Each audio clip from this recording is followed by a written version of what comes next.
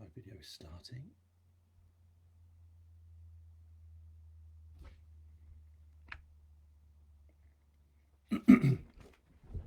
Right then, we're live. Woo! I think we are.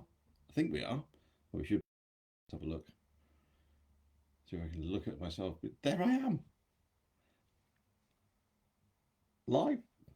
One way to check, isn't it? Yeah, look at yourself on screen and on your phone. The world's gone mad. Right, well, how are we all? I just dropped something on the floor. This, which is quite exciting. So, first things first. I poured myself a beer. And I hope you have too. Thing is though, is anyone actually here? I could be just talking to myself, couldn't I? Who knows? Is there anyone? Is there anyone here? I'm singing. I shouldn't be because I can't. I've been on a minute and it doesn't look like there's anyone watching, which is fair enough. I wonder if I can... No. Oh, we've got some viewers. I see we've got 9 viewers. I wonder if is anyone commenting or chatting? Hello. Anyone there? Let's see if anyone comments. It'd be nice if you did, because you know I quite like that. Or maybe I put it up wrong, so I can't actually. Oh, hello. Ah, Nicola, thank you. You can always trust your sister-in-law. Hooray! I've got 14 viewers. Oh, hello. Great to see you. We've got Tony Quilty. Really looking forward to your book tomorrow. Me too, Tony. Actually, who else have we got? 16 viewers. I find it amazing that anyone actually wants to tune in. Hello, Helen Gray. How are you? Are you well? And to Chris Lynch. Hello, Chris. I can't sit here and just say hello to people. That'd be weird. Now, usually I do these events downstairs in our utility room stroke dining room. It's a bit weird. And there's usually a bookshelf behind me with lots of other books on. At the minute, what we got here is my son's bookshelf and some weird stuff behind me because our room is currently full of boxes from the lounge because we're having a wood-burning stove put in. Ooh, exciting. So I can't do it down there. So I'm up in my teenage son's bedroom, as you do, which is somewhere I sometimes work as well. Who else have we got? We've got Mark Quinn. We've got Robert Ian Shire, as hello from the Yorkshire Highlander. Norma Pickles, lovely to see you, can't wait for tomorrow. Susan Quilty Healy, Mary Little. Lots of lovely people. This is working. This is the smoothest it's ever been. I'm amazed. Ooh. I say smooth. So anyway, a few minutes ago I poured this beer because if you're launching a book, you need to have beer. It's very important. Particularly this beer. Behold the beer. Wensleydale Gold from the Wensleydale Brewery, and fantastic beer, as you know, because I've mentioned this in the books. Harry's drunk this and the other brewery as well, but I think this is my favourite. So I opened this barrel a few minutes ago, and I hadn't opened one of these barrels for a very long time. I thought it looked cool, and I just kind of opened it, covered myself in beer. I now smell like a pub floor, which isn't very pleasant, but it's a bit of a laugh. So anyway, beer all over me and in this glass to celebrate the launch of Fair Game, Book 11. So it's 2 years and a month since Book 1 came out, Grimm Up North. I'm now launching Book 11. How is that even possible? Do you want a plan of how things are going to go? Do you really? Because I'm going to say hello. I've said hello. There'll be some beer, there'll be some cheese. I'm going to read an extract, obviously, from the book in a few minutes, and I'll do a Q&A, so if you've got some questions... Why am I waving my hand? Hello. It's gone. If you want to answer me some questions in a bit, that would be brilliant, and I'll see if I can answer them. Who else have I got here? We've got lots of people turning up, it's quite nice. We've got... Where did we get to? We've got Mary Little, then we've got Angela Loyatz.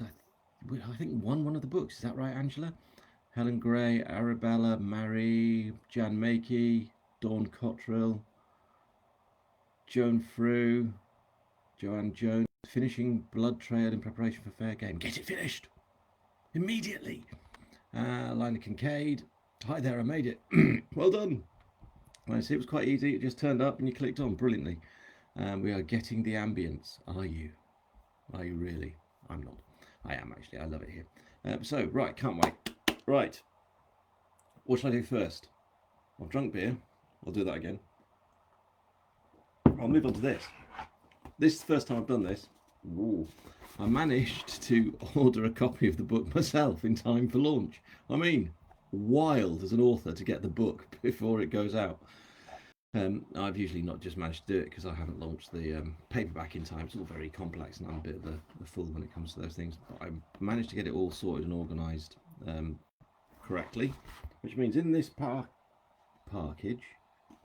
it's a new word for package, is a copy of Fair Game. Now, I've not seen this. I don't know if anyone else has ordered it in time. I know it's out in Australia, but it won't be the paperback because I don't think anyone's got that quite yet. So maybe this is the first one. We'll see, won't we? Is this an unboxing? It's what people do on the YouTube, isn't it? So, here we go. This is when I pull it out of the box and it's a completely different book. How to make things out of Lego. So yes, here we go. Ooh, it's exciting. There we go. Look at that. So there we go. Here is Fair Game. I can never get used to the cameras because they reverse everything, so it's very strange. So there's Fair Game. Doesn't that look amazing? Actually, it does look amazing, I have to say. Mike Reed's on. Hi, Mike. Mike's one of my oldest fans, back from the days of The Dead, the Dark and the Damned. I appreciate that support, Mike. Awesome. This looks brilliant. Look at that. Ooh, nice and glossy. I love these are the new covers. I took a lot of convincing, but I love them. I think they're great. It's nice to have them all looking like a proper series now rather than like 2 or 3 designers and a bit confused. So I think this is looking cracking. That looks like something you'd pick up at an airport, doesn't it? And go, oh, I love that. I'll read that on the plane on the way to... Why have I gone northern? I've gone northern because I'm talking about a book from the north. So here we are. Fair Game. See, look. It is Fair Game. It has... Right, the book is dedicated. I know Michael's not watching this. This book is dedicated to Michael and Jean Forster and to Glenn. Now, Michael and Jean Forster have been old friends for decades, and I just wanted to thank them with this book. He made a song and dance about how stupid I was to do it, and it didn't matter, but I did it anyway. So there you go, Michael and Jean, and to Glenn, obviously. And there we go, all done and dusted. So here we go, here's the book.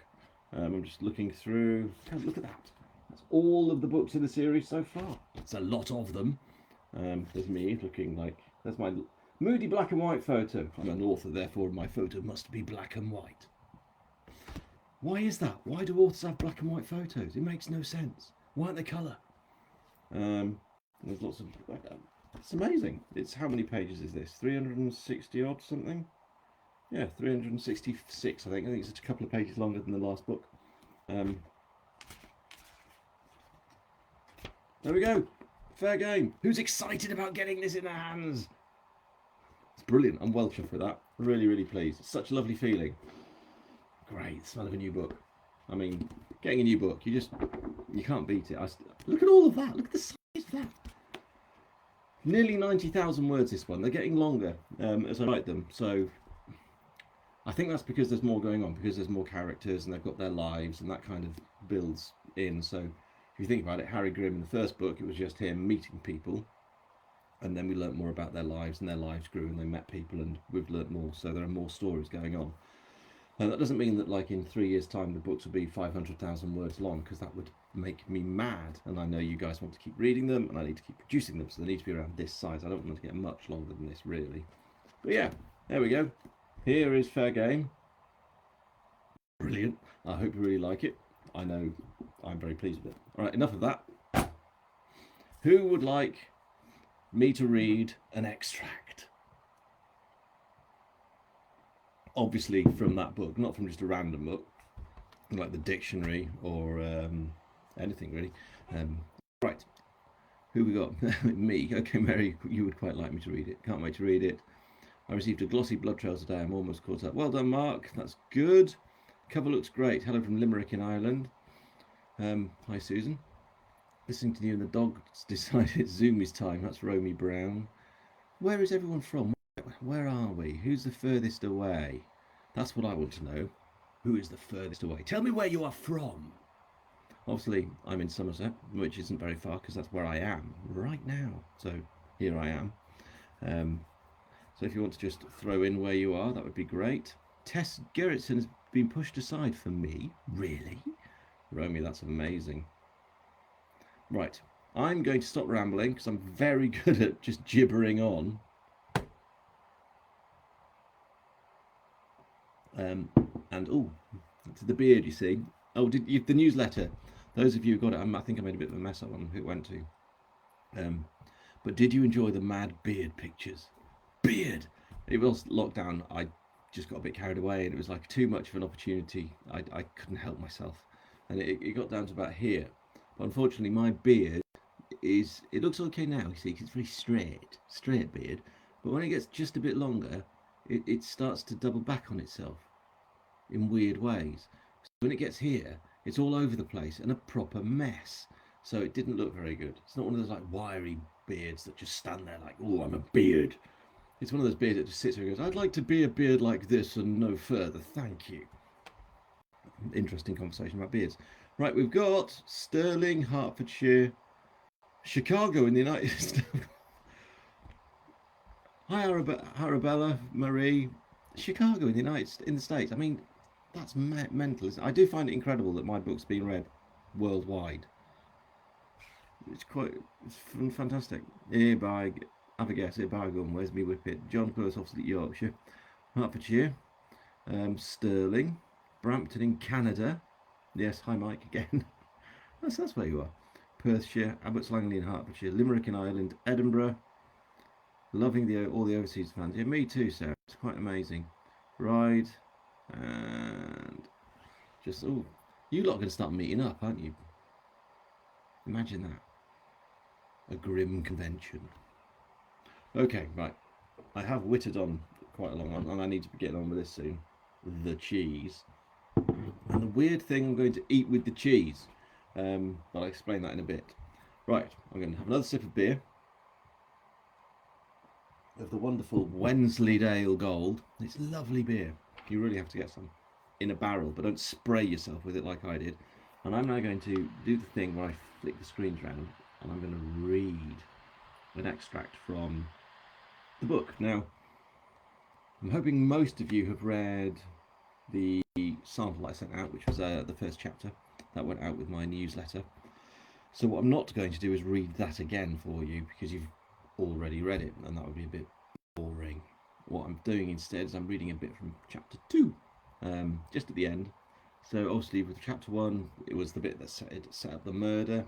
I'm not going to say much about it because if you haven't read it I don't want to spoil it for you. So anyway, that's the first chapter is the murder bit. And you're like, not quite like that.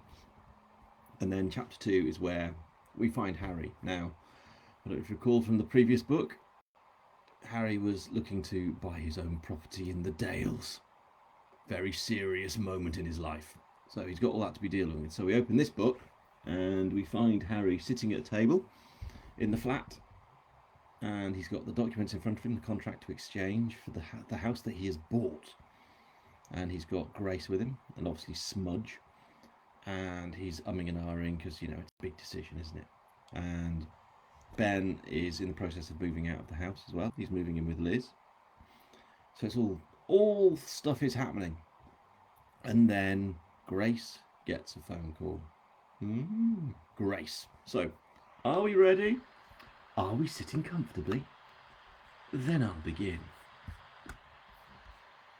Harry went to answer, but a ring from Grace's phone cut him off. Grace picked it up and looked at the screen. It's Dad, she said, standing up. He's probably forgotten I'm staying over here tonight and ringing to find out where I am. Harry laughed. Grace answered her phone. Now then, Dad, she said. What's up? I'm round at Harry's like I said, remember? Grace, it's your dad. Grace sighed.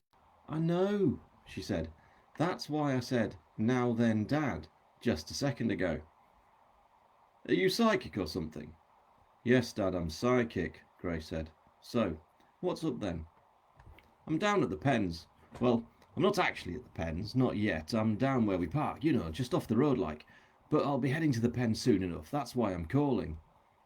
Grace, like her dad, was a gamekeeper. She'd followed him into the business after a childhood spent outside, rearing pheasants, keeping the rabbit population down with ferrets and a shotgun, and was now responsible for a number of shoots, large and small, up and down the dales. "You're calling me to tell me you're off to the pens?" Grace shook her head. She loved her dad dearly, not least because the man had brought her up single-handedly after her mum had died when she was a baby. But he wasn't for taking it easy. "Which pens, though, Dad? There's a fair few of them." "The ones up by your place, out the back of Carperby." "But they're fine, Dad," said Grace. "I checked them yesterday, remember?" "Did you?" "I did." "Well, anyway, it's a good job I'm here regardless. There's a car, Gracie, just parked here like it's a normal thing to do." "You're not making any sense, Dad," Grace said. "But there's a car, and it's parked up where we park up. Can't be right, that, can it? Only folk I know who park here are me and thee." "And the landowner," Grace said. "Well, it's not his either, is it? No way would he be seen in this, that's for sure. That pillock wears shirts that cost more than this. God knows why, mind. Have you seen some of them, all flowers and swirls? Stare at them too long and you start seeing things like in those 3D books you had years ago. You remember them?" Grace looked over at Harry, who was now leaning back in his chair and listening in, an amused look on his face. "It could be a walker, Dad," Grace offered. "It's the middle of the night." "It's late evening, Dad," Grace said, "and people do go walking at night." "Why the hell they'd do that and call it fun, I don't know. Anyway, it's not a walker. No one parks up here. You know that as well as I." There was a pause. Then, in a hushed tone, "Could be a poacher, Gracie." Grace moved the phone away from her face and covered it with her other hand. "He's found a car," she said to Harry. "Well, you'd best tell him it's not finders keepers," Harry said. "Where is he?" "Back over by Carperby at the shoot I managed there. It'll be naught to worry about, but you know what Dad's like when he gets something in his head." "I do," Harry said. "He'll be out there all night watching it, waiting for the owner." Ben and Liz dashed past to grab the last few boxes from Ben's room. When they came back through, she watched as Ben leant over and gave Harry a hug. Harry, still sitting at the table and clearly unsure how to deal with such an open display of emotion, patted Ben on the back. Then Ben and Liz were gone. "I'm on my way," Grace said to her dad. "Well, I'll stay here and keep an eye on it, the car I mean, just in case. You never know, do you?" "No, you won't," Grace said. "You'll head back to my place and I'll see you there. You're heading there later anyway to check on the dogs." "But what if they get away?" "Dad, if it's not poachers, then it doesn't matter, does it? And if it is, then I don't want you tackling them on your own." "What are you saying? That I can't handle myself? That I couldn't take them? Is that it? I know I'm old, but—" "I'll be there in 20 minutes, Gracie said, refusing to respond, and hung up. "Poachers," said Harry. Grace gave a nod as she fetched her coat off the back of a chair and pulled it on. "Dad's a bit paranoid at the moment. There's been a few birds go missing over the last few weeks, lights seen out in the fields, that kind of thing. We've not managed to catch anyone, and he's a bit on edge with it all." "And probably best you don't try to either," Harry said. "If you find something, you call me, all right?" "Yes, Mr. Policeman," Grace said, offering a salute. Harry growled. "You know what I mean," he said. "Like you just told your dad, I'm telling you the same. If you find anything, or if you see anyone suspicious, you stay clear and call." Grace nodded. "Don't worry, I will," she said. "But I'm not going to be bothering you over the occasional bird or rabbit." Harry stood up. As he did so, movement from under the table had Grace look down to see Smudge, Harry's dog, push herself to her feet to go and stand by her owner's side. "You want me to come along? It's always entertaining to have a natter with Arthur."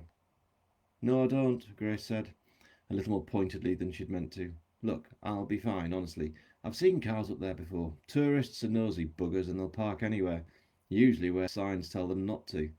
Could be someone wild camping. Anyway, you've got things to do." "Have I?" Grace walked over to stand in front of Harry. She lifted the pen off the table and held it up in front of his face, then gave him a kiss. Harry took the pen. I'll give you a call later, she said, heading out towards the front door of Harry's flat. Now sign those documents.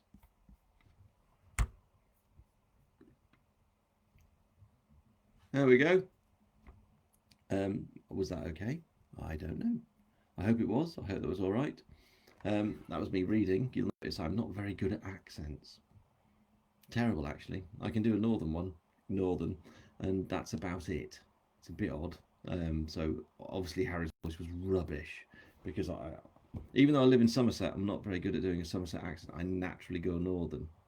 I can't Somerset. I can't even do a Somerset accent. I mean, that's rubbish. So I basically don't bother. Anyway, there we go. That's the extract. That's the end of chapter 2. So Grace is answering a phone call from her dad, and she's going out to see what he's found. What has he found, everyone? Oh, it's exciting stuff. Who knows? I know, obviously, because I wrote it, and therefore I know everything about Grimm's life. But you don't, and you've got that to look forward to, haven't you? Ooh. Right, it was. I really do talk some nonsense, so massive apologies for that. Jean-Marie Carmack has said we really need a Grimm walking tour to all the locations. Can you imagine? I would like to put, well, I do want to put something together that gives like a map of the area and stuff that allows you to then go and look around. Why am I doing that again with my hands? So you can go and look around and check the locations and that kind of thing. But it's quite difficult to do, and we're having some issues. But we are. That's kind of in the, what's the word? In the whateverness at the moment. Yeah, we're trying to work that out, and we'd like to get that sorted so that then you can print something off or use something, and then you can go to the area and go to the locations and that kind of thing, which I think would be really exciting. But the fact is, most of you, Hawes hasn't been inundated with thousands of people turning up, but there's a lot of people turning up and going around and seeing the place based on what I've written, which is amazing. So that is quite fantastic. And I hope you enjoy yourselves when you go to Wensleydale. How could you not? How is Smudge? Lina Kincaid has asked. Well, Smudge is wonderful. I'd almost a real dog in my head now, which is a bit weird. Brendan Thomas, although I'm in the south, I'm from East Yorkshire, spent many happy days in Hawes, and yes, I eat a lot of cake and cheese. As you should. Go for it. Hi from Minnesota, the US. Got Sue Lonsdale. When do you expect the audio to be out? And the audio will be out in October. I say this a lot because it's I think it's just difficult for people to understand, is that because I do a quick release thing, so I'm releasing a book every 3 months. I'm not like months and months ahead. I'm not writing book 15 now. I'm now working on book 12, which is out in 3 months' time. Well, not even that. So yeah, that's out at the end of November, isn't it? Yeah, so 3 months. So the book gets finished, and it's 3 months really to get a book from start to finish. And as the book comes to launch, everything's signed off. And once it's signed off, which is about a week before launch, so this time last week was when it was finally agreed that it was all fine to good to go. It'd been edited, proofed, all that kind of thing, bits of rewriting. It's then sent to Aubrey. So it only went to him at the end of last week. So it's now in production, and that takes around 6 to 8 weeks. We try and do it quicker if we can. It's just can be a lengthy process because obviously we've got lots of different things going on. But yeah, we'd like it will be out in October anyway. So hope that's okay.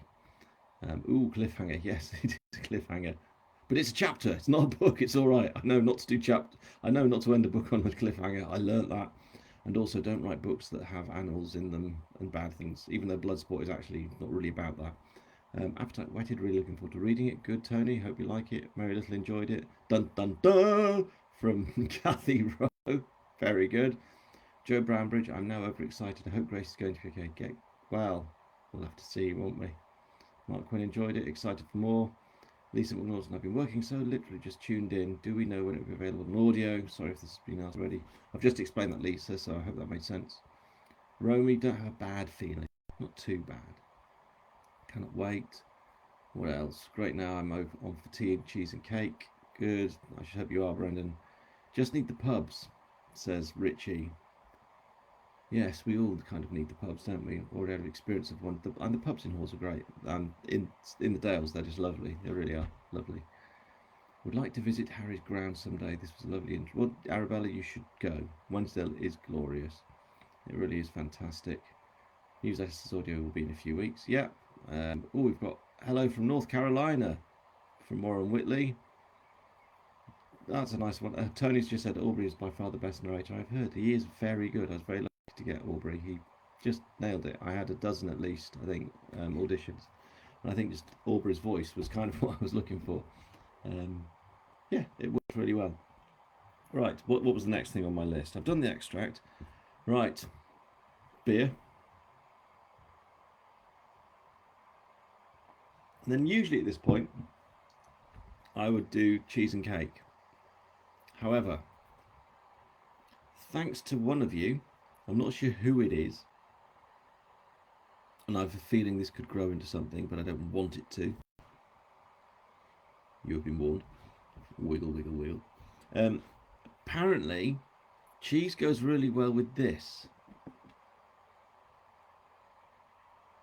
A chocolate digestive. Now, who is it that suggested this? Because I can't remember at all. But I'm going to give it a go. Obviously, I'm going to regret this, but maybe I won't. Has anyone ever tried a Marmite and banana sandwich? If not, try one tonight, or today, or whenever, this morning, this evening, wherever you are. Try a Marmite and banana sandwich. Mash up the banana, spread it on, put Marmite on the other side. Fabulous. Honestly, it's amazing. So I've got 3 cheeses here. I've got some cheddar, some nice crunchy cheddar. I've got some Wensleydale, obviously, and I've got some Saint Agur, which is this. Look at that. It's one of my favourite blue cheeses. It's very soft and just delightful. So this is a chocolate digestive. Now, years and years ago, with a friend of mine, we did find a cheese that had a layer of cocoa through the middle of it, which was a bit strange. So this must be 20 years ago, maybe more. This is the last time I had chocolate and cheese. Why? Anyway, as long as it's dark chocolate, which well, I do have just right. 30 seconds going.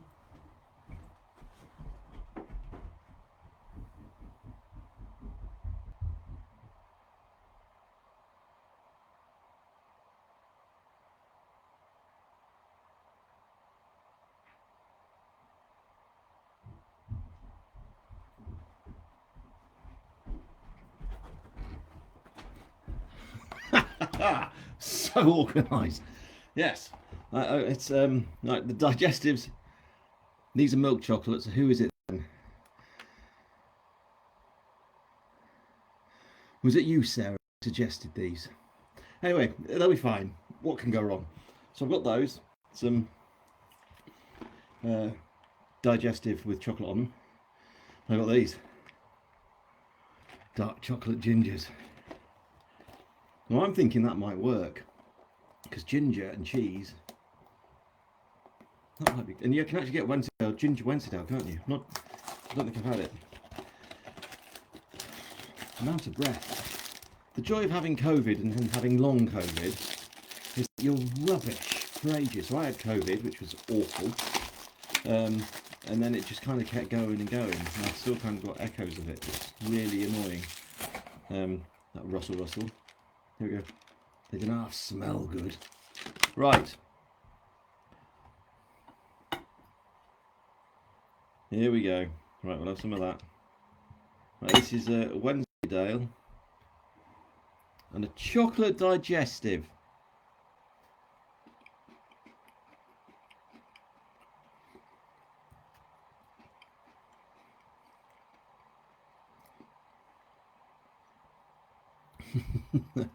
It shouldn't work, but it does. Who was it? Who was it that said that was a good idea? Does it work with? And these are proper serious, right? Gingery one with some of this blue cheese. What am I doing? Why am I doing this live? It's not like it's a dare. Oh, you know, got to entertain your readers, haven't you? If you have, you've got to make it fun. It's northern again, you see. Went northern. Who else was saying anything? Fab pubs in Hawes. Sadly, hubby was driving motorhome, so I had to have his share. That must have been awful for you, Mary. Really bad. Cheese is spectacular on normal fruit scone. It is, Andrew, I agree. Get the pickled onions out, says John. Plain digestives with blue cheese is lovely. Are we going to have more? Oh, here we go. Richie Lloyd asking questions before I have said so. Anyway, the question is, are we going to have more interaction with Ket and Logan in the future? Possibly. You never know. It's something we discuss quite a lot. I'm obviously in touch. For those of you who don't know, DCI Ket is written by my friend Alex Smith, and DCI Logan is written by my friend JD Kirk, who's also known as Barry Hutchison, being his real name. So yeah, it would be fun. We do talk about it a lot. I even planned a little thing, but we'll just see. Yeah, life does take over, and we, you know, it's months and they just disappear because we're so busy writing our books. And as you know, it's just the way of things. Right.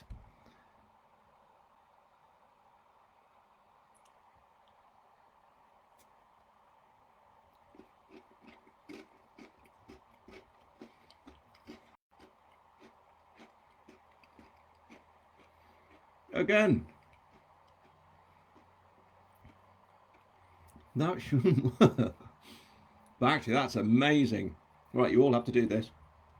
Get some Saint Agur and a chocolate ginger. These ones. One of these deluxe bad boys here. I think. Where did I get these? Oh, these are little, aren't they? Quality. That was really good. Do they know you? They're your friends. Mary Ellen.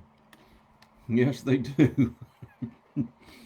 Haha, very funny, Mary. I'm now covered in chocolate. Chocolate and beer does not go. And that doesn't go at all. But anyway. Yeah, right. As you sit there listening to me and watching me eat, how about some questions? Do we have any questions for me? Hey, Melon. Yes. I actually haven't heard from Mary from quite a while. So yeah, I've done the digestive with the Wensleydale. That was quite nice. Wasn't too bad. Bit weird, but you know, why not?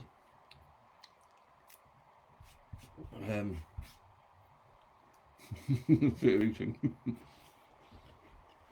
So, go on. Give me some questions. Look at that. Isn't it lovely? I am working on book 12. I've got the title, Unquiet Bones, which is fantastic as titles go. It's really difficult to think of a book title. I kid you not, I will just sit there like staring off into the middle distance, then frowning a bit, and then panicking. Panicking, I tell you, as I can think of no titles at all. And then you just do random searches on the internet, and then random searches through a book, and you'll check out other books, and then you'll sort of come together with something.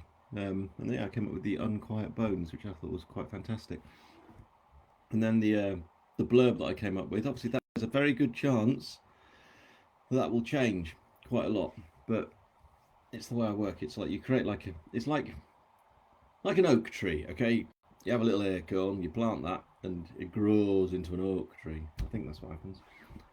It's very much like that, I think, with a book. So you kind of create a seed, which is what that blurb is, and you plant it in your head, and then you feed it with loads of ideas and stuff, and that grows. And it will end up looking nothing like that seed, but you will have an amazing story, hopefully, at the end of it. Here we go. Here's a question. Oh no, we've got some questions. Oh, hello, good stuff. Will Harry's father make a reappearance at some point? That's from Helen Gray. Now, that's something that crosses my mind now and again, because obviously he's been caught and thrown in, or he's going through the whole prison thing at the minute, being put away, blah blah blah.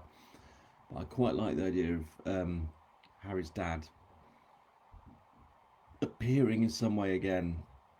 And also someone asked about Ben, you know, how he's sort of recovered quite quickly. I mean, that's kind of the nature of fiction. I couldn't have that going on forever and ever and ever. I wanted Ben to come up to the Dales, go through probation, and have a revelation in his life of just, wow, this is amazing. Life is better here. I don't need all that nonsense. And it has happened quite quickly. So you never know, something might happen that makes Ben question things. I don't know, and maybe brings his dad back for a while, but we'll see. I don't know. Everything's up in the air with this kind of stuff, which is why it's so much fun to write, because I don't really know what's going to happen next. A lot of people ask, how many books do you think you'll write about Harry Grimm? That's why I randomly just generally say 24, because it's a nice number, isn't it? And if I got to 24, that would be ridiculous. Although I'm now working on book 12 in 2 years, so that's not too bad.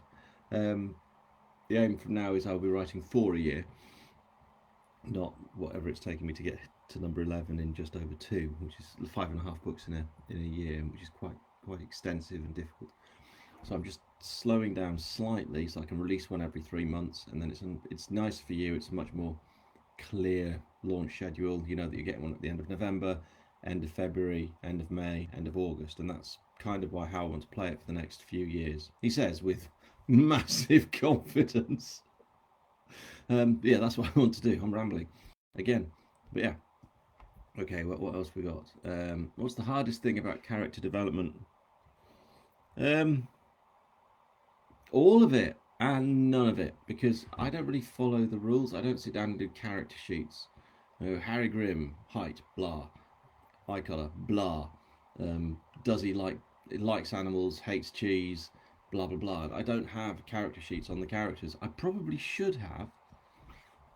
I think my editor would agree, but I don't develop a character like that. I often just write them, and they kind of appear as I'm writing. So you'll meet lots of great characters in this book, in fair game. Oh, hilarious. And they don't really exist until I write them. So I know there's going to be this character, and then I write them, and then there they are. And it kind of comes through the writing. So maybe the most difficult thing is to have the confidence just to go for it. I think a lot of writing can be procrastination, so you can spend a lot of time putting it off and go, oh, well, I can't write today because I'm feeling terribly blah. But you've kind of just got to sit down and go, right, I've got to write 4,000 words today. It has to happen. And with that, you just get on with it. And by so doing, you kind of, I guess, get better at what you do. And also, it's fun to create characters and make them amusing and end chapters in a certain way and have them react and that kind of thing. So yeah, not really an answer there, is it? I think you've asked this from Mary. I think you've answered this before, but how old do your boys have to be before they read them? Well, my boys have read all my horror stuff, I think, which was quite dark. My eldest was certainly reading that at 9. This stuff, they can kind of just read it if they want to, when they want to, because I don't think my stuff is too dark or horrific. It does deal, I guess, with some adulty themes. I think it's more that they just wouldn't be that interested in reading about a bunch of sort of adults investigating crimes. I don't think they'd find that as interesting as we do. So they'll maybe come around to reading them later on in life, but they're very happy. They're quite excited that I do this as a living. Think it's kind of cool, which is nice. So they could read them if they wanted to, and I think I'm not into censoring anyway. This is a big discussion that I had years ago about there was something that an author wanted, like age ratings on books and stuff, which was nonsense as far as I was concerned, because reading requires effort, and you often find that you're only going to read something if you can be bothered, and to read something that is dangerous requires effort, and for a child to read something that's adult, it's going to take an awful lot of effort, because it's not full of whiz bang smash bang magic and zooms and all kinds of stuff. It's just not the same thing. So I think we worry a bit too much. I think you kind of self-censor with reading, so no, we shouldn't. Anyway, ramble again. Why did I get onto censoring? Is Harry based on anyone you know or anyone I've known? No, he isn't. I guess he's got every character you write has elements of yourself in, elements of people you've met, and element of elephants. All of the characters I write are based on elephants I've met. So you've got elements of me in him, elements of other people that I've met, and you can say that with all the characters that I write. They've got elements of me from various stages of my life, I suppose. I don't know. But no, he's not based on anyone that I know. He's very much his own man, is Harry. which is why we love him. Titles are hard. They are hard, Andrea. But when you get them, you kind of feel proud. And I think I've done quite well so far. The idea of coming up with another 12 is terrifying. So I may spend a day just coming up with titles. That's not a bad idea. Aysgarth Falls from Mary Little. Aysgarth Falls, beautiful place, but I got it mixed up with where Harry and Grace swam. Yes, right, Mary. Aysgarth Falls is at Aysgarth, which is beautiful. And if you've seen the film Robin Hood, Prince of Thieves, which I hope you have because it's great fun, with Kevin Costner. Now, Kevin Costner swims at Aysgarth, and that's the bit where he has the fight with the sticks with Little John. You know, that fight, and there's all that kind of argy-bargy going on. There's all the merry men and that kind of thing. That's that scene. Hardra Force is where Harry and Grace swam. That is also in Robin Hood, Prince of Thieves, and it's where Marion is walking down and she sees Costner swimming in the nuddy in a pool, and he's swimming along. She like averts her gaze, doesn't look but looks, doesn't look but looks, and so that's that's Hardra Force. And we swam there last year. It's beautiful, really, really wonderful. Very cold, very cold, but a lot of fun. Have you any thoughts on introducing another detective in a new series? Yes, I have. I really want to do another series. I want to do a series based down in Somerset. If you remember, there was a job mentioned that Harry could have gone for down south, and I quite like the idea of that job being taken up by a detective that has a new series. What I might do is bring that detective up north as part of something, so that you all get to meet him, or her, or them, or he. Well, I don't know who it's going to be actually. Do I? No, I don't. You see, that's the thing. I haven't really. I've got an idea. I've got some ideas on a page, but I don't know what's going to happen. So I've got the idea of bringing this detective maybe into the stories up north, and I would think that potentially a friend or an old friend of Harry's. We'll see, and then send them back down to Somerset, probably on the Somerset levels, but it can take in this whole area, which I know quite well, and then we can have another series as well, which would be great. And then I'd maybe slow down the launches of Grimm. We'll see, but then we'd have 2 series to read, wouldn't it? Which would be great fun. So we'll have to see about that. Might have been asked on previous lives, but any plans for another Padre book? Right, Richie. Right, now Padre, those of you who don't know, is a horror trilogy that I wrote just over 2 years ago. Horror is my thing. Even though I write crime, I love horror. I love watching horror. I love reading horror. And to get back into writing while I was on furlough at the start of the pandemic, I wrote a horror trilogy quite quickly. It was great fun. It's confused quite a lot of readers because it's so dramatically different from Harry Grimm. And I think if you go from Harry's stuff and you're used to detective fiction and then read Padre, you might not like Padre. But if you go from Padre to Harry, you might like Harry, if that makes sense. Because I think that's the best way to do it. So what we're actually going to do is we're going to pull Padre from Amazon, and then we're going to re-release it, but under a different name. And the name will be E.G. Blake. So this is an exclusive, by the way. E.G. Blake being Elijah Gabriel, which is my 2 boys, and Blake being my mum's maiden name. So Elijah Gabriel Blake. We don't know when we're going to do it. So yeah, we're going to re-release that under a different name, so it's not so confusing for people and follow them in a different way. As for plans for another Padre book, I don't know. If it took off again, you know, if we re-release it and it goes really, really well, maybe I would. But I'm also going to be re-releasing my children's, well, not my children's books, my other horror books. I've got another horror trilogy, the Lazarus Stone trilogy, I'm going to call it, which is The Dead, the Dark and the Damned.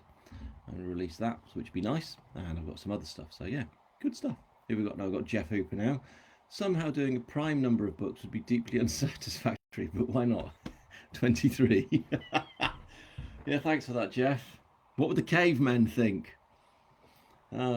Cavemen just sitting there looking at the stars, then thinking, oh, I can't wait till tomorrow when the sun warms my legs. That's what I think, Jeff. Jeff's a friend, by the way, all you lot. I was away with him. We were away with him at the weekend swimming. Well, they swam. I really didn't. Oh, we got John Clueth. How are plans going for the Somerset-based crime series? Will they be able to run parallel with the Grimm ones? Well, that's what I've just been saying, John. It's yes, I obviously can't write 8 books a year. If I did get another series out, I'd have to write them together. So it'd be like, how many I would release of each per year. We'll just have to see how that goes. But I quite like the idea of getting another series underway. I think that'd be good fun. And to sort of have them knitted together so there's a link. Joe Brownbridge. So you still have spin-offs in mind, for example, Gordy having an adventure in Scotland or Jaden having dealers in Bradford? Yes, I do. And I think that's something I do have to do. We've obviously had the short story Homecoming, which I think most people quite liked. It was fun to do, a little bit of an origin story for Harry. But I quite like the idea of doing some little spin-offs because you've got all kinds of things going on with the characters, and I think that'd be a nice thing to do. I don't know how I'm going to do it, but I need to do it. So maybe you should all pester me, he says. But I think I should do more little vignettes kind of thing. What would we call them, vignettes? I don't know. Little stories of them. Which would be good fun to do. So I will do my best to get on with that. If you were all interested, I'm happy to do that. They'd be probably free as well, and then I could do like a collective book maybe. Great idea. He says, jumping forward in time. If they were shorter to start with, it explains how I got through the whole series this summer. Yeah, Anna, the first book was 64,000 words. And the one I've just launched is, well, the one that comes out tomorrow is just under 90,000. I think it's 88,000. So you can see there's been more being shoveled in, more stuff going on. Twickenham, Jones from Twickenham. That's the Elephant of Surprise. I love the Elephant of Surprise. Helen Gray, because we all binge read these days and devalue books in hours, how do you feel when next week we are all on your back demanding the next one, pleased, resigned, or... I think this is a question from Helen. I think I'm quite blessed, really. I'm very lucky because I get to write books and you guys kind of read them and like them or not. Well, you certainly like them so much that you read them quickly and then ask for the next one. And I have a feeling that if I could write a book a week, you'd all read them, but I can't and I won't. So I'm going to stick with my 3-month schedule, which I think is okay. Yeah, I just feel very lucky that you all want me to keep reading them. Writing them. Oh my goodness. We want me to keep writing them, and I'll just keep doing it because until you get bored and tell me to shut up, which hopefully won't be for a while because it's a lot of fun. And Grimm has a lot ahead of him, I think. Next book he'll be moving into his new house. Ooh, exciting! So that'll be fun. And terrible things can happen when you move into a house. Surprises, everyone. Surprises. So we'll have to see what happens there. So yeah, there's lots of stuff to come along, and it just makes me laugh that you guys read them quickly and then go, when's the next one out? Even though I've told you when the next one's out, even though it's there in the back of the book that you've pre-ordered it and it's coming out at the end of November, you still say when the next one's out. Unbelievable. But it's lovely. It's really, really nice. I'm looking like an idiot. We kept our clothes on though. Did you? Good. Yeah, you should. It is cold, isn't it? Yeah, very cold in Hardreforce. Why do you think it is that most lead policemen detectives tend to be tortured souls or have some deep psychological issue? Did you start off wanting Harry to have something traumatic in his background? That's from Kathy. Now, I think mainly the reason is because someone with a normal life isn't very interesting. I mean, it's as simple as that. A reader doesn't want someone who's just had, yeah, everything's been great. What happened yesterday? Well, yeah, it was fine. And what's going to happen tomorrow? Oh, it was fine. How was your childhood? Oh, it was fine. Did anything happen when you were a teenager? No, I just, did my GCSEs. And it was all very nice. How were your parents? They were nice. How was school? It was nice. No one likes nice. I think what we want to read about is people who've had, and we've all had weird stuff in our lives. We can look back and go, actually, my life's been quite normal. It hasn't. None of our lives have been normal because that would be just dull. Our lives are full of weirdness and strange things that make us who we are. I think we exaggerate it, don't we, as an author? Obviously, that's kind of our job, is to exaggerate these weirdness or these events. But you can all, I think, probably look back to events in your life that have shaped you. There'll be good events, bad events, really real moments in your life. So it's not necessarily a deep psychological issue. It's just that things have happened that have influenced your character, and you make a lot of those things because that's kind of how you build the character, and it gives the reader someone who's got something interesting, something to deal with. You don't want someone who just turns up with nothing to deal with. Imagine that. just turning up. All right, Harry, how are you? Oh, I'm fine. See, it's just not very interesting, is it? There's no story, and you want the story, and story depends on conflict, and conflict comes from all those kind of things going on in your life, and you know, fighting with things and things happening to you, and you need that. That's my view anyway. Although I do read it on the UK Crime Book Club, people saying, why do all detectives have to have something wrong with them in their life? Because it makes a character interesting. That's it. There you go. Mary Ellen is still in therapy over Padre. You were quite disturbed by it, weren't you? Did make me laugh. Glad you're looking forward to the horror stories, the horror series, Arabella. Yeah, me too. I mean, there'll be 2 trilogies, standalone. I've also got a little short story as well. And there's also this 4-book series that I did years ago called Book Surfers, which was great fun. I'm still trying to get the rights for that, and if I get that as well, I'll put that out. So that'd be quite nice. What else have we got? Can't wait for the next book. Looking forward to the horror series. Every 2 weeks would suffice. Yeah, thanks for that. I'm not going to write every 2 weeks, Joe, but you know. Body in the loft in Harry's new house. Yes, Richie. Exactly. You, Barry, and Alex need to get in sync so we get one a month. Well, we could, and we have kind of wondered if we could do that, but that involves us being organised. And also we've kind of got into our own schedules because we've all started this at different times, and that would be a bit difficult. But still, I mean, that's 12 books a year, isn't it? I think, from favourite authors, because we are, which isn't bad. Right, what time is it? Blooming heck, it's coming up to 10 to 8. 10 to 8. I've been wittering on for 51 minutes and 30 seconds. Is there anything else to say?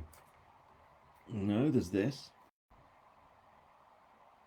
Because it looks especially lovely, doesn't it? Doesn't it look smart? I'm really chuffed with that. I really hope you all enjoy it. Honestly, thank you so much for sharing in this. I've had 25 people watching from all over the world, which is just lovely to have people watching and joining in. Thank you so much for your support. I'll just keep writing them. If you still like Grimm, it's amazing that I can be in a position where I have people like yourselves who enjoy the stuff that I'm writing.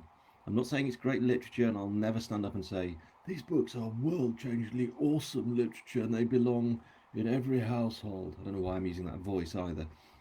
I write books because I enjoy writing, and also because I can't stop. It's a bit of a problem. Believe me, I've tried. I seem to have hit on something here that's a bit of fun. The characters are great. The wonderful world of Amazon has enabled me to do this in a completely different way, which is a joy. I can write 4 or 5 books a year, as I've been doing, and that's fantastic. It's much better than one every 18 months or one a year. It's a disaster trying to try it like that. I just can't. This is so much more fun. You get the books quickly. We get to have these little chats. We interact on Facebook. It's fab. I'm incredibly lucky. So right, I'm now going to sign off. What I will do is, while I'm signing off, I'm going to pour another beer from this barrel that exploded over me an hour ago. Literally covered. Had to change my top because I was so covered. And ended up, as I've said, I smell like a pub in floor. I'm going to pour this beer, get some cheese, go downstairs, stare at the cover of my new book, and drink this. And maybe have a bit more cheese. But anyway, cheers to you lot. Thank you very much. Have a great night. And tomorrow, I really hope you enjoy Fair Game. I've now got days of absolute panic and terror, but we'll ignore that, won't we? Thanks, everyone. Bye-bye.